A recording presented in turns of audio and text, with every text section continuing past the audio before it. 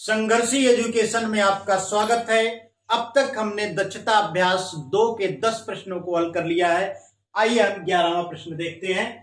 वह छोटी से छोटी पूर्ण वर्ग संख्या ज्ञात कीजिए जो 16, 18 और 45 से पूरी पूरी विभाजित हो जाती है। तो वह पूर्ण वर्ग संख्या ज्ञात करने के लिए सबसे पहले हमें 16, 18 और 45 का लघुत्तम समापवर्त्य निकालना पड़ेगा। तो आइए इसको निकालते हैं हम। 16, 18, 45 इसका लसा निकालते हैं। तो इसको आप 2 से काटिए। 2 × 16, 2 × 18। अब 45 में 2 का भाग नहीं जाएगा, ये पूरा नहीं कटेगा पूरा, इसलिए 45 पूरा उतर जाएगा। आगे पुनः इसे आप 2 से काटिए। तो 2 चौको 8। अब 9 में 2 का भाग पूरा नहीं जाएगा, तो 9 को पूरा ही आप उतार लीजिए। फिर ये हो गया आपका 45। फिर आप इसे 2 से काटिए। तो 2 दूना 4 होगा, 9 आ जाएगा यहाँ पे, यह 45 हो जाएगा। फिर आप इसे 2 से काटिए। तो 2 × 1 = 2 और 9 में भाग नहीं जाएगा पूरा, तो इसको उतार लीजिए। इसी प्रकार से 45 भी आप उतार लीजिए। फिर आप इसे अब 3 से भाग दीजिए। तो 1 में भाग नहीं जाएगा, तो 1 आप उतार लीजिए। 3 × 3 = 9 हो जाएगा और 45 में आप भाग देंगे तो आपको 15 प्राप्त हो जाएगा। पुनः आप इसे 3 से काटिए। तो 3 × 1 = 3 हो जाएगा। 3 × 5 = 15। अब आप 5 से करिए आप। तो 1 में भाग नहीं जा रहा, तो इसको उतार लीजिए। 5 × 1 = 5 हो जाएगा। तो लसा हमको क्या प्राप्त हो गया, यानी लघुत्तम समापवर्त्य। लघुत्तम समापवर्त्य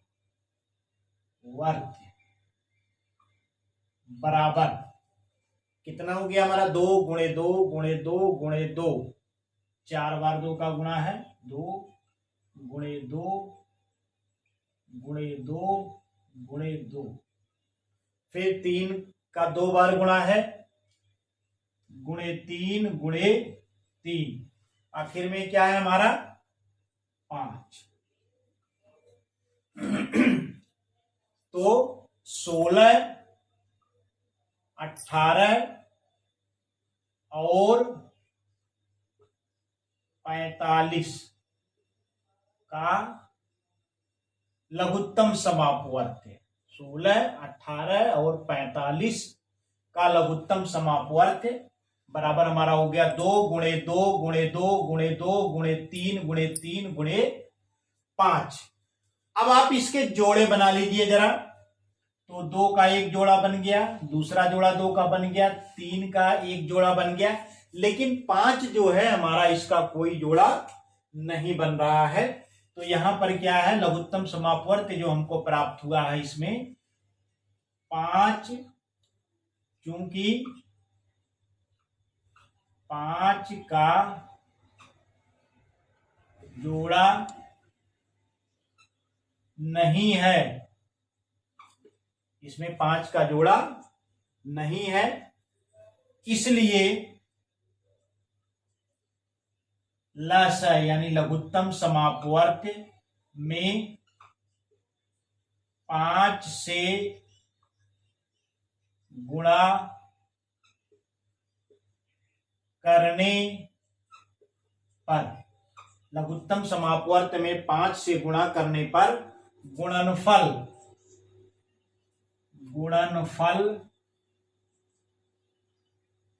पूर्ण वर्ग हो जाएगा।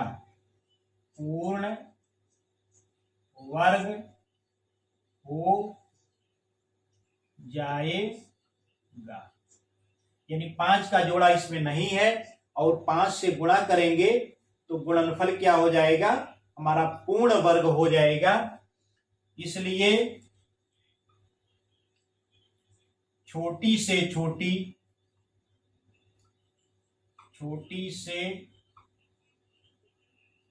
छोटी पूर्ण वर्ग संख्या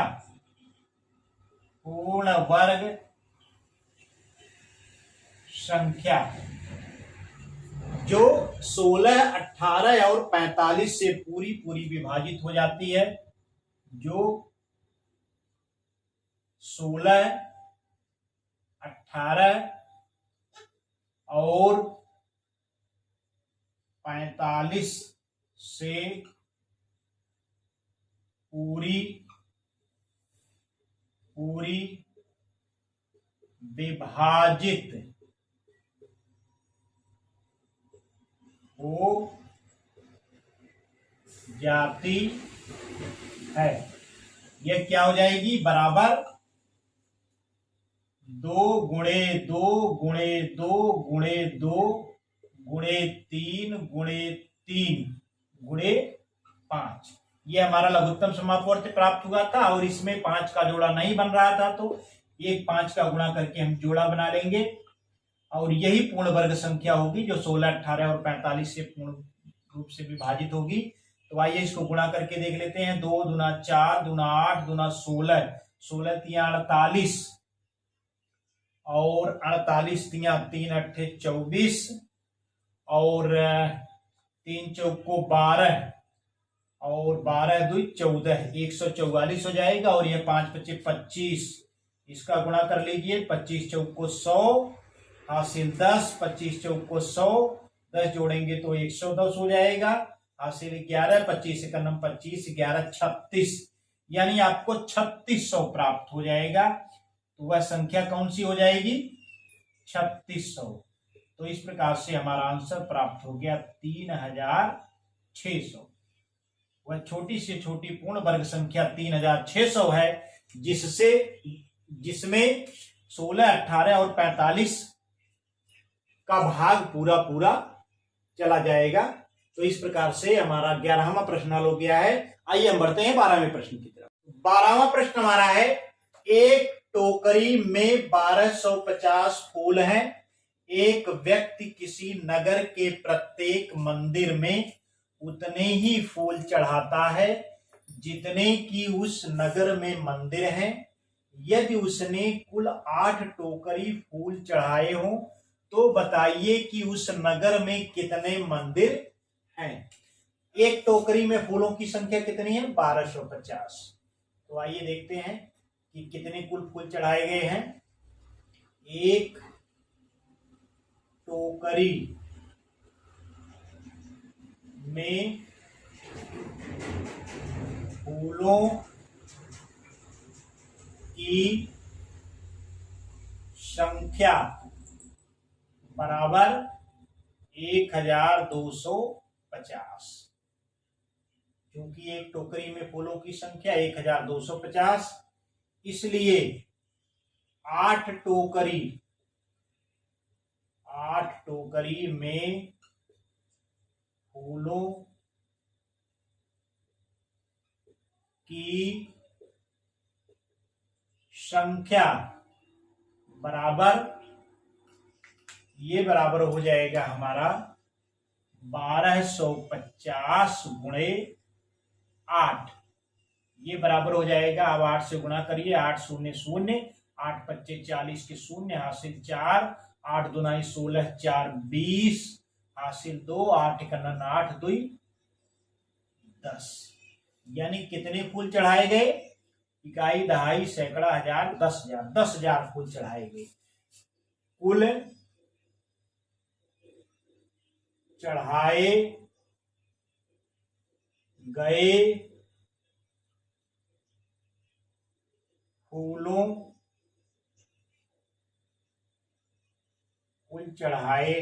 फूलों की संख्या बराबर कितनी हो गई? 10,000। यानी उसने कुल 8 टोकरी फूल चढ़ाए और 8 टोकरी में कुल कितने फूल थे? 10,000। अब हमें बताना है कि नगर में कुल कितने मंदिर हैं, लेकिन इसमें क्या बताया गया है? प्रत्येक मंदिर में उतने ही फूल चढ़ाता है कि जितने की नगर में मंदिर है। इसलिए नगर में मंदिरों की संख्या जो होगी 10,000 का वर्गमूल होगी। तो नगर में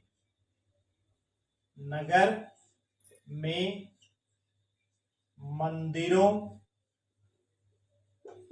की संख्या बराबर वर्गमूल 10,000, यानी 10,000 का वर्गमूल हम अगर निकाल लेते हैं तो नगर में मंदिरों की संख्या क्या हो जाएगी, पता चल जाएगी।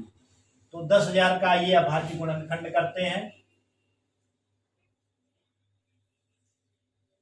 तो इसे 2 से काटिए, 2 पच्चे 10, फिर 2 से काटिए, 2 दूना 4 और 1 5, 2 पच्चे 10, 0 0। फिर आप 2 से काटिए, 2 1 2, 2 दूना 4, 2 पच्चे 10, फिर 2 से काटिए, 2 6 12, 2 दूना 4, 2 पच्चे 10। अब ये 2 से नहीं कटेगा, इसे अब आप काटेंगे 5 से। 5 1 5, 5 दूना 10, 2 12, 5 पच्चे 25। फिर आप 5 से काटिए, 5 दूना 10, 5 पच्चे 25। फिर 5 से काटिए, 5 पच्चे 25। फिर आप 5 से काटिए तो 5 1 5 प्राप्त हो जाएगा।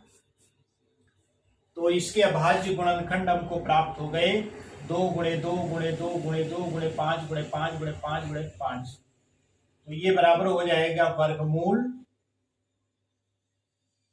अभाज्य गुणनखंड में जो आपको प्राप्त हुए हैं लिख लीजिए, 2 गुणे 2 गुणे 2 गुणे 2, 4 बार 2 का गुणा है, फिर 5 का, 5 गुणे 5 गुणे 5 गुणे 5। अब आप इसके जोड़े बना लीजिए, 2 का एक जोड़ा, 2 का दूसरा जोड़ा, 5 का एक जोड़ा बन गया, 5 का दूसरा जोड़ा बन गया। अब वर्गमूल के नियम के अनुसार क्या है, प्रत्येक जोड़े से एक एक संख्या ले ली जाती है। तो ये हो जाएगा 2 गुणे 2 गुणे 5 गुणे 5, यानी 2 दूना 4 पच्चे 20 पच्चे 100 बराबर हो जाएगा 100। यानी नगर में मंदिरों की संख्या कितनी हो जाएगी, 100 मंदिर है। तो आंसर हमारा प्राप्त हो गया, आंसर बराबर 100। तो इस प्रकार से हमारा 12वां प्रश्न हल हो गया है। आइए हम बढ़ते हैं 13वें प्रश्न की तरफ। 13वां प्रश्न हमारा है, 15 अगस्त को कक्षा 6 की प्रत्येक छात्रा को उतने ही ग्राम मिठाई दी गई जितनी की उस कक्षा में छात्राएं थीं। यदि कुल 1.6 किलोग्राम मिठाई बांटी गई हो तो ज्ञात कीजिए कि उस कक्षा में कुल कितनी छात्राएं हैं और प्रत्येक छात्रा को कितने डेकाग्राम मिठाई मिली। तो बांटी गई मिठाई कितनी है, बांटी गई मिठाई बराबर 1.6 किलोग्राम। अब 1.6 किलोग्राम को आप ग्राम में बदल लीजिए, तो 1 किलोग्राम में 1000 ग्राम होता है, तो 1.6 में 1000 से आप गुणा कर दीजिए तो यह ग्राम में बदल जाएगा। ये क्या हो जाएगा, ग्राम में। और 1000 से गुणा करेंगे, इसमें 3 शून्य है तो 0.3 अंक दाहिनी तरफ खिसक जाएगा, तो ये हो जाएगा हमारा 1600 ग्राम। कुल बांटी गई मिठाई बराबर कितनी हो गई, 1600 ग्राम। अब ध्यान दीजिए कि इन्होंने कहा है कि प्रत्येक छात्रा को उतने ही ग्राम मिठाई दी गई जितनी उस कक्षा में छात्राएं थी। इसलिए कक्षा में छात्राओं की संख्या जो होगी 1600 का क्या हो जाएगी, वर्गमूल हो जाएगी। तो छात्राओं की कुल संख्या, छात्राओं की कुल संख्या बराबर कितना हो जाएगा, वर्गमूल 1600। अब 1600 का आप अभाज्य गुणनखंड कर लीजिए, 2 से काटिए, 2 अट्ठे 16, 0 0। फिर आप 2 से काटिए, 2 चौको 8, 400 आपको मिल गया। फिर 2 से काटिए, 2 दूना 4, 200 मिल गया। फिर 2 से काटिए तो 100 आ जाएगा, फिर आप 2 से काटिए तो 2 पच्चे 10, 50 आ गया, फिर आप 2 से काटिए तो 2 दूना 4, 2 पच्चे 10, फिर आप 5 से काट दीजिए तो 5 पच्चे 25 और 5 से काटिए तो 5 एकन 5। तो ये हमको प्राप्त हो गया इसका अभाज्य गुणनखंड। इसको वर्गमूल के अंतर में लिख लेते हैं। 1 2 3 4 5 6, 6 बार 2 है तो 2 गुणे 2 गुणे 2 गुणे 2 गुणे 2 गुणे 2, 6 बार हो गया। और 5 का 2 बार गुणा है तो गुणे 5 गुणे 5, ये हमको प्राप्त हो गया। अब आप इनके जोड़े बना लीजिए। 2 का देखिए 3 जोड़े बन गए और 5 का 1 जोड़ा बन गया। अब वर्गमूल के नियम के अनुसार प्रत्येक जोड़े से एक एक संख्या ले ली जाती है, तो ये हो जाएगा 2 गुणे 2 गुणे 2 गुणे 5, यानी 2 दूना 4 दूना 8 पच्चे 40, कितना हो गया 40। तो छात्राओं की कुल संख्या कितनी हो गई हमारी 40 हो गई। अतः छात्राओं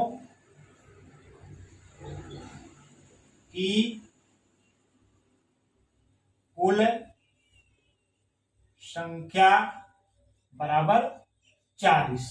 अब क्या है, प्रत्येक छात्रा को मिठाई कितनी दी जा रही है, हाँ कितने 1600 ग्राम बटा है, छात्राओं की संख्या 40 है, तो प्रत्येक छात्रा को दी गई मिठाई, प्रत्येक छात्रा को दी गई मिठाई बराबर, कुल मिठाई कितनी बटी है 1600 ग्राम, तो 1600 कुल मिठाई में आप छात्राओं की संख्या से भाग दे देंगे तो 1600 बटा 40 हो जाएगा। तो ये आपको प्राप्त हो जाएगा, एक शून्य से एक शून्य आप हटा दीजिए, 4 चौक को 16, यानी कितने हो गया 40 ग्राम हो जाएगा। 40 ग्राम, प्रत्येक छात्रा को दी गई मिठाई कितनी हो गई 40 ग्राम। अब इसको डेका ग्राम में हमको बताना है, कितना प्रत्येक छात्रा को कितने डेका ग्राम मिठाई मिली, तो 1 डेका ग्राम में 10 ग्राम होता है, तो ये बराबर हो जाएगा हमारा 40 में आप 10 से भाग दे दीजिए तो यह डेका ग्राम में बदल जाएगा। क्योंकि 1 डेका ग्राम में 10 ग्राम होता है तो 10 से आप भाग दे दीजिए, यह हो गया डेका ग्राम। और 40 में 10 से भाग देंगे तो कितना हो जाएगा 4 प्राप्त हो जाएगा, और यह 4 क्या है डेका ग्राम। तो प्रत्येक छात्रा को दी गई मिठाई कितनी हो गई, आंसर हमको प्राप्त हो गया, आंसर बराबर 4 डेका ग्राम।